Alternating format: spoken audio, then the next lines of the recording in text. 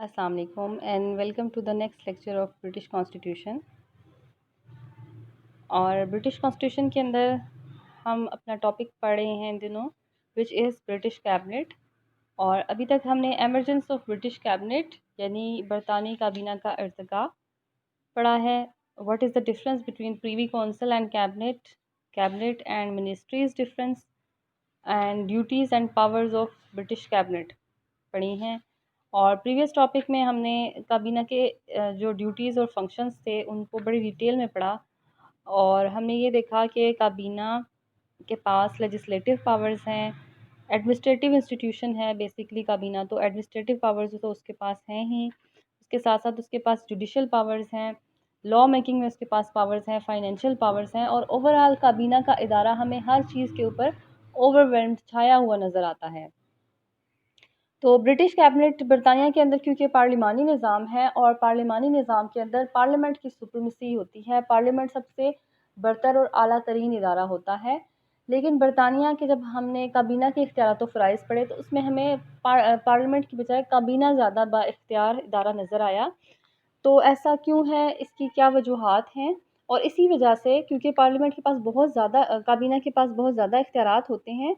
तो बरतानवी काबीना के लिए एक टर्म यूज़ की जाती है काबीना की आमरीत, यानी ब्रिटिश कैबिनेट्स की डिक्टेटरशिप। तो आज हमने इस टॉपिक को डिटेल में पढ़ना है कि बरतानिया के अंदर ब्रिटिश डिक्टेटरशिप क्यों कायम हुई है और क्या वजूहात, क्या रीज़न्स थी जिसकी वजह से कैबिनेट इतनी ज़्यादा पावरफुल इदारा बन गई है। और पार्लिमानी निज़ाम में जो बरतरी और अहमियत पार्लियामेंट को हासिल होती है वो अब काबीना के पास क्यों आ गई है। तो ये पिक्चर ब्रिटिश कैबिनेट की है, जो इस वक्त रीसेंट ब्रिटिश कैबिनेट है उसकी है। और ये जो ब्लॉन्ड हेयर में आपको नज़र आ रहे हैं, he is the British prime minister Boris Johnson इनका नाम है। और कैबिनेट के जितने भी फंक्शंस थे, जो उनकी पावर्स थी, वो आप कल डिटेल में ऑलरेडी पढ़ चुके हैं कि किस तरह हमें कैबिनेट इंतज़ामिया के ऊपर, अदलिया के ऊपर, पार्लियामेंट के ऊपर एक काफ़ी छाया हुआ इदारा नज़र आती है। बरतानिया के सियासी निज़ाम का जब हम देखते हैं तो हमें सबसे ज़्यादा काबीना पावरफुल नज़र आती है और इसकी पावर्स हमें ऐसे ही नज़र आती हैं जिस तरह के किसी कम्युनिस्ट कंट्री के अंदर कम्युनिस्ट पार्टी को हासिल होती हैं। और कम्युनिस्ट कंट्रीज़ के अंदर आपको पता है कि दुनिया में जितने भी कम्युनिस्ट या इश्तराकी ममालिक हैं वहाँ पर वन पार्टी सिस्टम होता है और एक ही पार्टी होती है और उसको ओवरऑल ऑल इन ऑल उसको समझा जाता है और हर चीज़ के ऊपर वो छाई हुई नज़र आती हैं। तो इसी तरह बरतानिया के सियासी निज़ाम में हमें कैबिनेट बहुत ज़्यादा हर चीज़ के ऊपर छाई हुई नज़र आती है। तो ऐसी बहुत सी चीज़ें हैं जिन्होंने कैबिनेट को इतना ज़्यादा पावरफुल बना दिया है कि जो मुफक्किरीन हैं वो इसको एक डिक्टेटरशिप वाला इदारा करार देते हैं। तो हमने अब ये रीज़न देखनी है कि बरतानिया के अंदर क्यों जो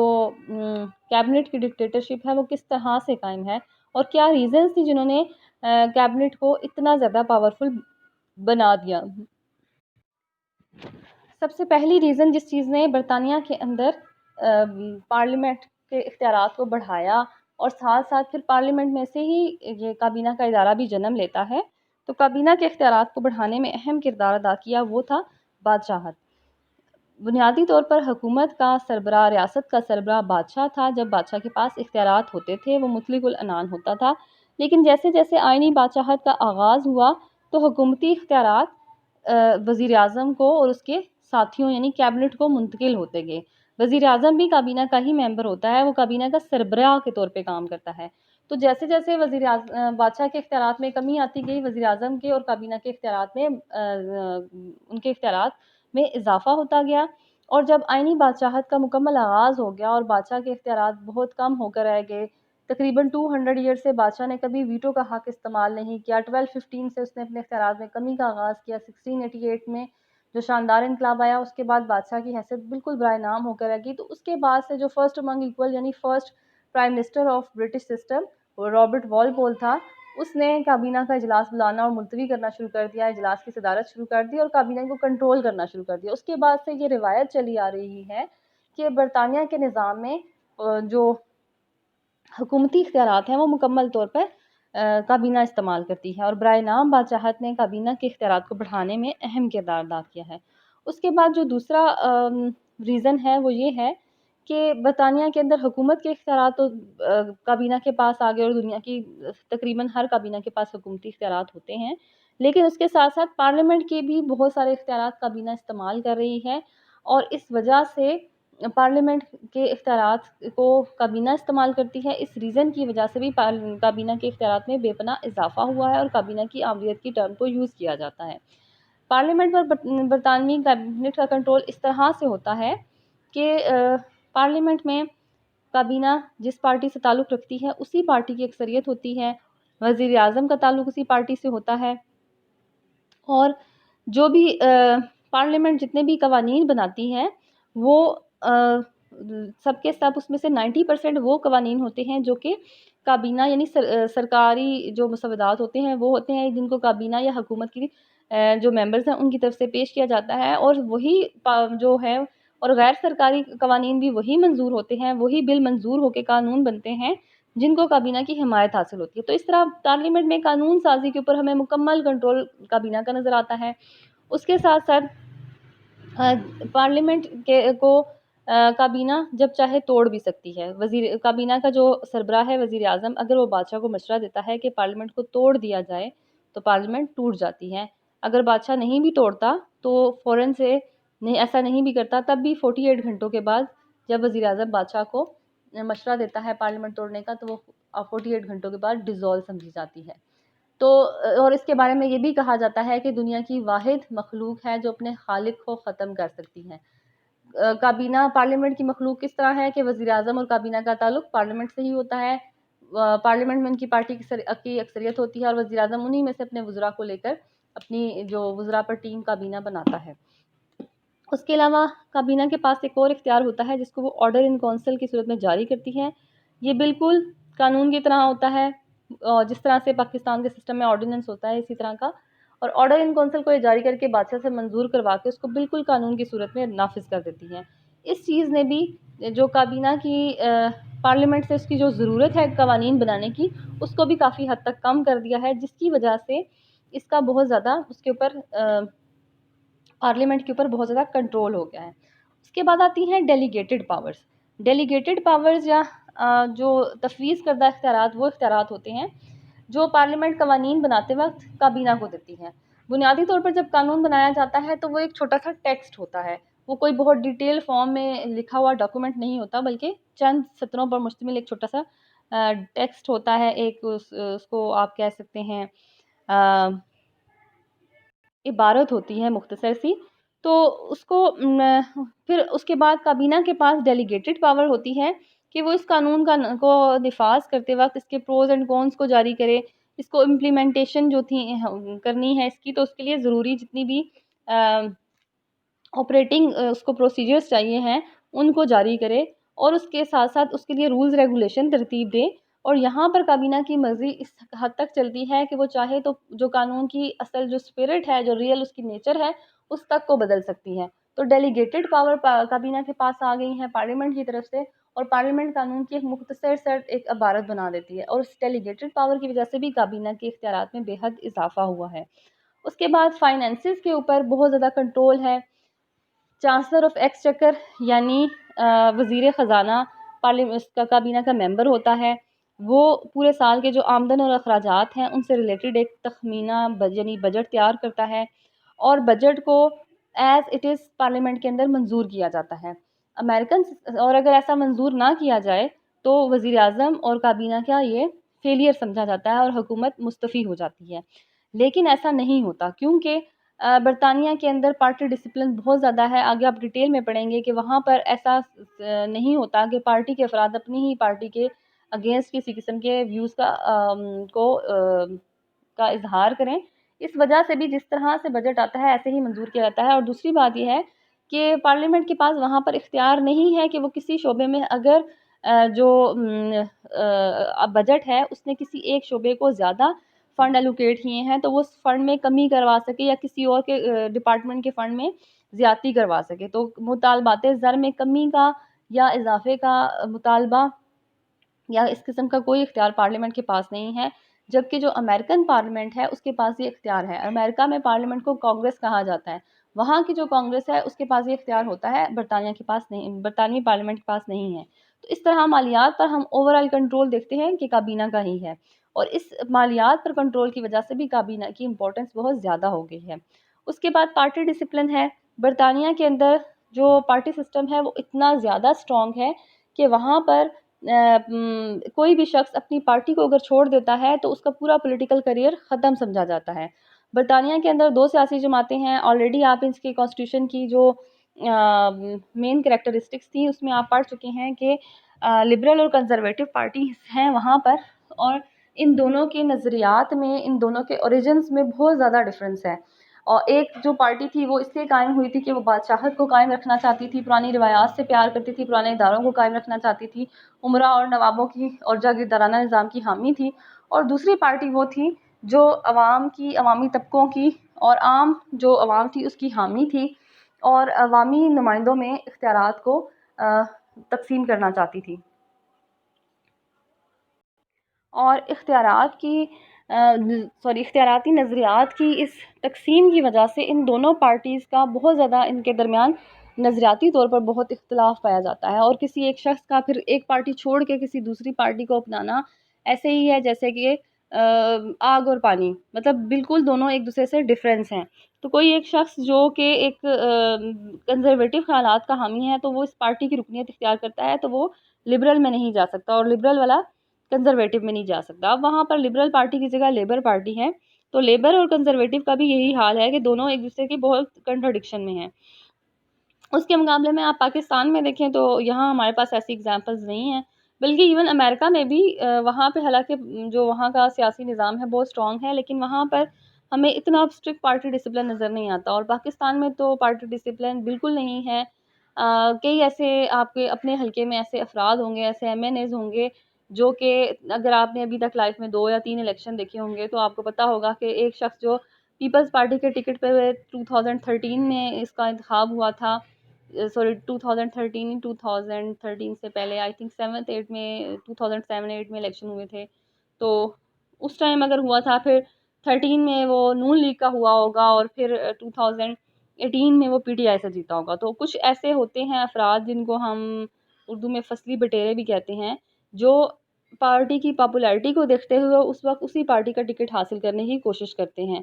تو ایسے لوگوں کا کریئر ہمارے جیسے کنٹریز میں چل سکتا ہے کہ لوگ ان سے نہیں پوچھتے کہ آپ کے سیاسی نظریات اتنے کیوں بدل جاتے ہیں، لیکن جن کنٹریز کے اندر سیاسی شعور زیادہ ہے وہاں پر پارٹی ڈسپلن بہت سخت ہے، اور پارٹی ڈسپلن اتنا سخت ہونے کی وجہ سے کوئی شخص اپنی پارٹی کو چھوڑ کے نہیں جاتا، اور ایک دفعہ جو شخص جس پارٹی کے ٹکٹ سے منتخب ہو جائے وہ پھر تاعمر اسی پارٹی کا رکن رہتا ہے، یا پھر وہ اس پارٹی سے استعفیٰ دیتا ہے، اور استعفے کی صورت میں بھی وہ دوسری پارٹی نہیں جوائن کرتا بلکہ پھر اس کا سیاسی کریئر ختم ہو جاتا ہے۔ تو پارٹی ڈسپلن کی ایک ایگزامپل آپ کی بک میں بھی دی ہوئی ہے کہ جو ولسن تھا جب وہ پرائم منسٹر بنا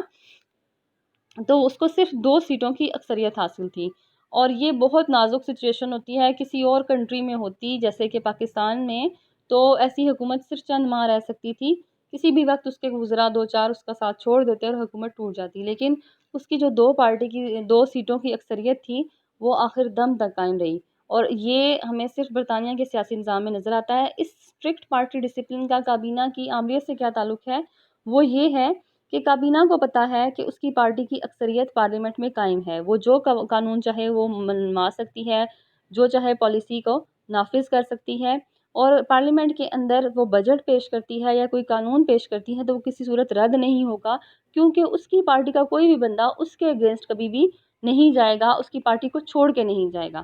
اس وجہ سے، اور اس کی پارٹی کے خلاف کام نہیں کرے گا، اپنی ہی پارٹی کے اگینسٹ ووٹ نہیں کرے گا۔ اس وجہ سے برطانیہ کے اندر پارٹی ڈسپلن ہونے کی وجہ سے بھی کابینہ کی اہمیت میں بے حد اضافہ ہوا ہے۔ اس کے علاوہ برطانیہ کے اندر جو پارلیمانی روایات ہیں ان میں سے یہ بھی ہے کہ کوئی شخص اگر اپنی پارٹی کے کسی پالیسی سے اختلاف رکھتا ہے تو پھر وہ اس کے خلاف اظہار رائے نہیں کرتا بلکہ ڈائریکٹ استعفیٰ دے دیتا ہے، اور جب وہ پارٹی سے استعفیٰ دیتا ہے تو اس کا مطلب یہ ہے کہ وہ اپنا پولیٹیکل کریئر ختم کر دیتا ہے۔ تو یا تو اسے ایک ہی اس کے پاس، پھر ہر شخص کے پاس ایک ہی آپشن ہوتی ہے کہ یا تو وہ اپنا پولیٹیکل کریئر ختم کر دے، جو عام صورتوں میں کوئی بھی سیاستدان نہیں کرنا چاہتا، مرتے دم تک وہ سیاستدان یا سیاست میں ایکٹیو ہی رہنا چاہتے ہیں، تو ایسا کوئی بھی شخص نہیں کرنا چاہتا کہ وہ کسی چیز سے اختلاف رکھتا ہے، کسی پالیسی سے حکومت کی یا کابینہ کی، تو وہ استعفیٰ دے دے، اور دوسری آپشن یہ ہوتی ہے کہ وہ پھر کابینہ کی ہاں میں ہاں ملاتا رہے، وزیر اعظم کی جو بھی پالیسیز ہیں ان کے حق میں ووٹ دیتا رہے۔ اور اس کے علاوہ ایک اور ریزن یہ ہے کہ جو پارلیمنٹ کے ممبرز ہوتے ہیں وہ بڑی ایک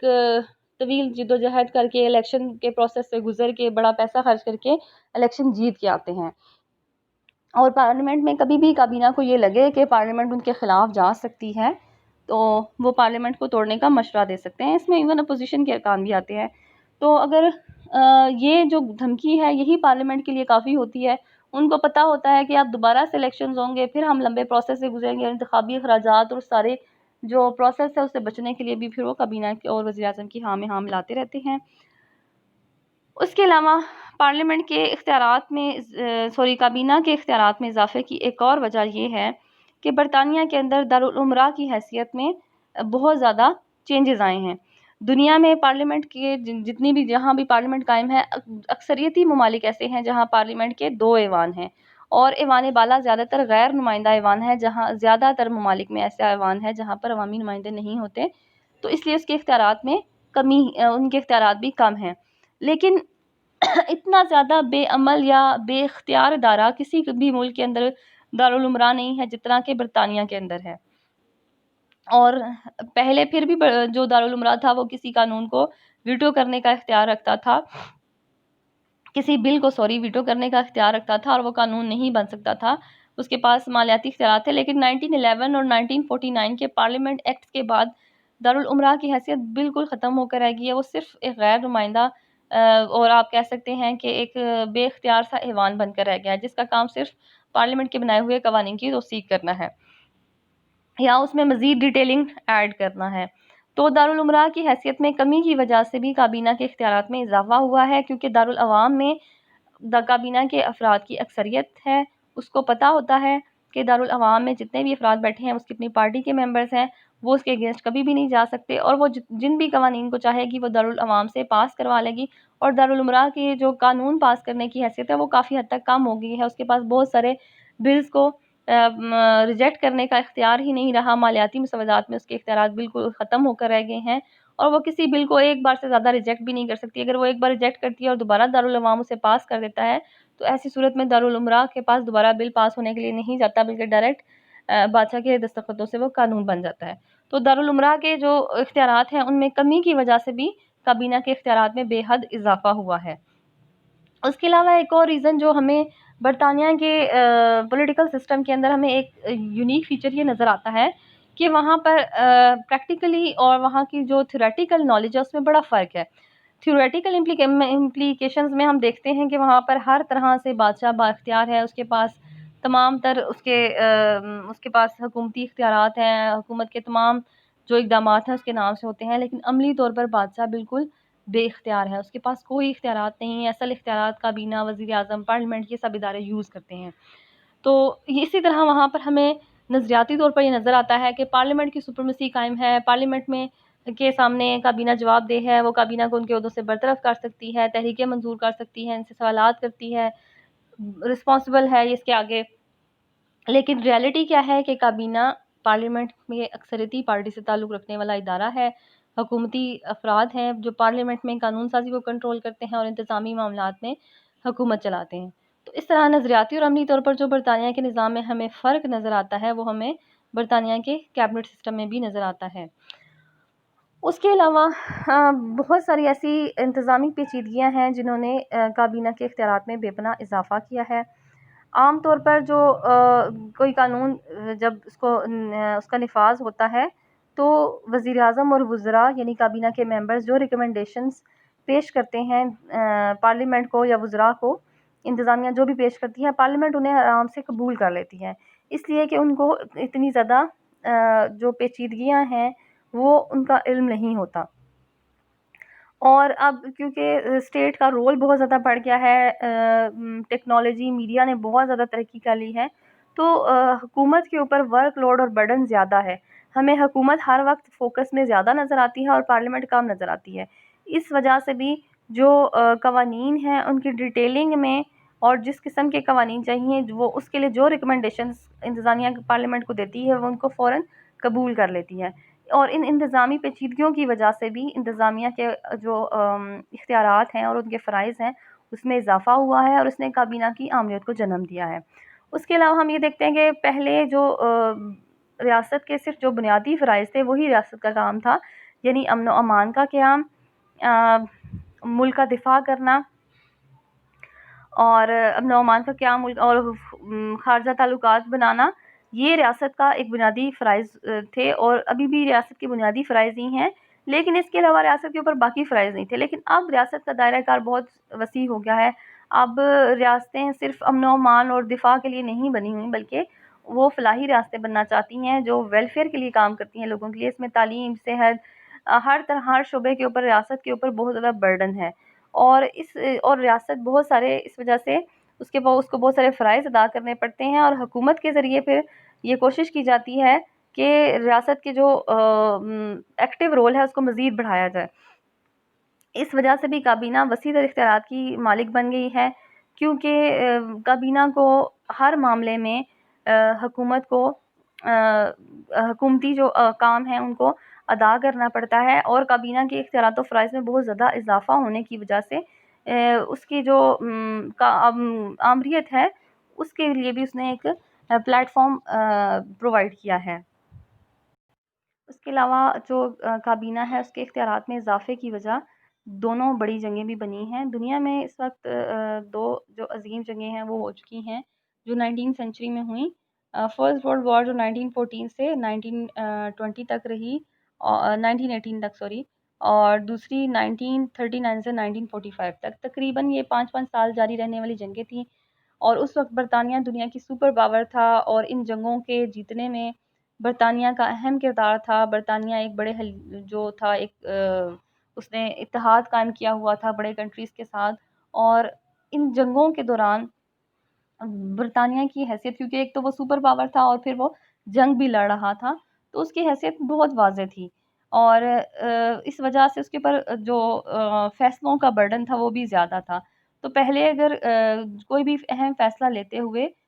پارلیمنٹ سے مشورہ لیا جاتا تھا، باقاعدہ منظوری حاصل کرنا پڑتی تھی، تو ان جنگوں کے دوران جو 5 سال تک تقریباً جاری رہیں، یہ ضروری تھا کہ فوری فیصلے لیے جائیں، اور کئی فیصلے ایسے وقتوں پر ہوئے جبکہ برطانیہ کے اندر شدید جنگی ماحول تھا، تو پارلیمنٹ کا اجلاس بلانا اور اس سے کوئی بل منظور کروانا پاسبل نہیں تھا۔ تو اس کا آسان حل یہ تھا کہ کیبنٹ نے اور وزیر اعظم نے اپنی کابینہ کے مشورے سے فوری فیصلے لیے، اور اس چیز نے پھر بعد میں ایک روایت کنونشن کی شکل اختیار کر لی، اور بعد میں بہت سارے جو انتظامی معاملات تھے وہ پارلیمنٹ کی مرضی کے بغیر ہی ہونے لگے، اور یہ پریکٹس جو 5 سال تک جنگوں کے دوران جاری رہی اس نے وہ بعد میں بھی جاری رہی، اور کابینہ کے اختیارات کافی بہت زیادہ بڑھ گئے۔ تو اوورآل ہم دیکھتے ہیں کہ یہ جو ریزنز تھیں یہ کابینہ کی آمریت کا باعث بنی، اور اگر ہم ان دلائل کو دیکھیں تو ہم یہ سمجھتے ہیں کہ کابینہ ایک ایسا ادارہ ہے جسے روکنے ٹوکنے والا کوئی نہیں ہے، اور تمام شعبوں پر ہمیں وہ آل ان آل نظر آتی ہے، اس کا ایک مکمل کنٹرول نظر آتا ہے، اور ہر طرح سے وہ ہمیں ایک پاورفل ادارہ نظر آتا ہے۔ لیکن اگر ہم ریالٹی میں دیکھیں تو کابینہ جتنا بھی پاورفل ادارہ ہو جائے، برطانیہ کے سیاسی نظام میں وہ آمریت کی شکل اختیار نہیں کر سکتا۔ اس کی ریزن یہ ہے کہ برطانیہ دنیا کی سب سے پرانی ڈیموکریسی ہے۔ 1215 میں جب باقی دنیا کے اندر عوامی حقوق کا کوئی کانسیپٹ ہی نہیں تھا، 1215 کے اندر انہوں نے میگنا کارٹا پہ بادشاہ سے دستخط کروا کر یہ ثابت کیا کہ وہ بہت باشعور قوم ہے جو اپنے حقوق کے لیے بادشاہ سے مطالبہ کر سکتے ہیں اور بادشاہ کو اپنے آگے جھکنے پر مجبور کر سکتے ہیں۔ پھر اس کے بعد 1629، 1669، 1688 کے شاندار انقلاب، پیٹیشن آف رائٹس، اور ان کے بعد بادشاہ کے اختیارات بالکل برائے نام ہو کر رہ گئے۔ تو لیکن اس میں عوام کی کنٹریبیوشن بھی تھی، اور عوام کی بڑی سکسیس تھی کہ انہوں نے بادشاہ سے ان ریٹن ڈاکومنٹس کے اوپر دستخط کروائے جن کے تحت بادشاہ نے لکھ کے دیا کہ اس نے اپنے اختیارات میں کمی کر لی ہے اور اب اختیارات عوام کو حاصل ہیں۔ تو اس طرح ایک ایسی قوم کو کے پاس کوئی بھی ایسا ادارہ جو کام کرتا ہے، کوئی ایسا انسٹیٹیوٹ اس طرح سے کام نہیں کر سکتا کہ وہ ڈکٹیٹر بن کے پورے ملک کے اوپر چھا سکے۔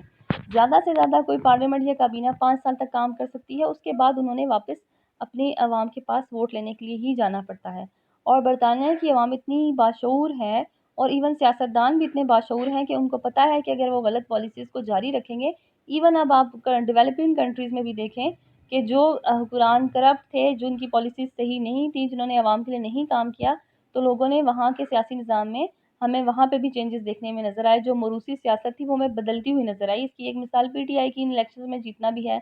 کہ جو پیپلز پارٹی اور نون لیگ بڑے عرصے سے حکومتوں میں آ رہے تھے وہ ختم ہو کر رہ گئی. تو یہ اس کی اسی طرح برطانیہ کے اندر بھی ہے کہ جو قوم اتنے عرصے سے جو بہت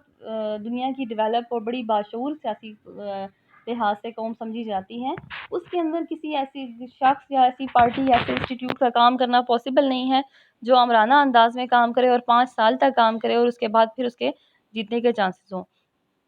تو کوئی بھی جو شخص ہے وہ کوئی ایسا کام نہیں کرنا چاہے گا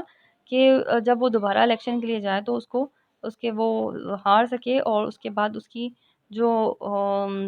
نیکسٹ چانسز آف اس کی سکسیس ہے وہ بالکل زیرو ہو کر رہ جائیں. اس کے علاوہ برطانیہ کے اندر ایک اور جو چیز بہت زیادہ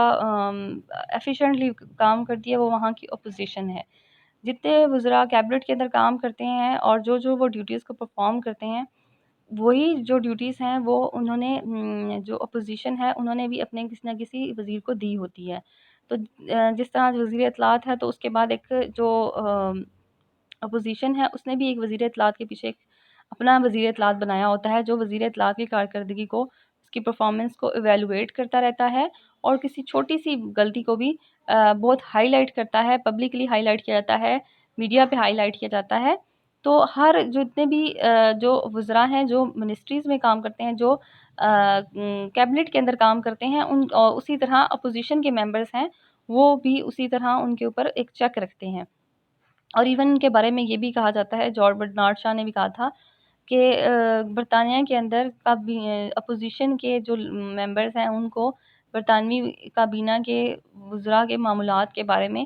اتنی زیادہ خبر ہوتی ہے جتنی کہ اس کی اپنی بیوی کو بھی نہیں ہوتی. تو اس کے کہنے کا مطلب یہ تھا کہ اتنی زیادہ ان کے شیڈیولز کا، ان کی پرفارمنس کا، ان کے معاملات کا، روٹین کا اتنا زیادہ ڈیپ نالج رکھتا ہے ہر اپوزیشن کا ممبر حکومت کے اوپر کہ حکومت کو ڈر رہتا ہے ہر وقت کہ وہ اگر کوئی بھی ذرا سا بھی غلط کام کریں گے تو اپوزیشن فوراً ان کے اس کام کو ہائی لائٹ کرے گی، ان کو ڈی فیم کرنے کی کوشش کرے گی. اور اپوزیشن اس لیے ایسا کرتی ہے کہ حکومت ڈی فیم ہو، حکومت ختم ہو جائے اور ان کو اور نئے الیکشن ہوں اور ان کو جیتنے کا موقع مل سکے. تو اس شیڈو کیبنٹ کے رول کی وجہ سے بھی کابینہ اپنے اختیارات سے تجاوز نہیں کر سکتی، اور اس وجہ سے کابینہ کے اختیارات جتنے بھی وہ استعمال کرتی ہے ان میں وہ ڈکٹیٹر کا روپ دھار نہیں سکتی.